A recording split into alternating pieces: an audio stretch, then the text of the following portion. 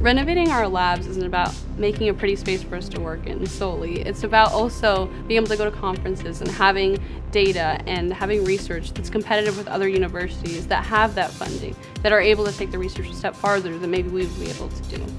When you donate, you're going to be influencing a whole generation of students.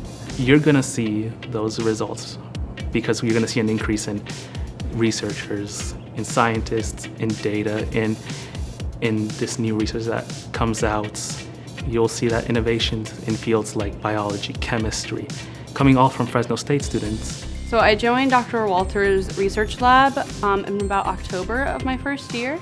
So that was a pretty early experience for me, and I got to be introduced to research, and I had no idea what research was. I'm like a first-generation college student, so I didn't know what was happening.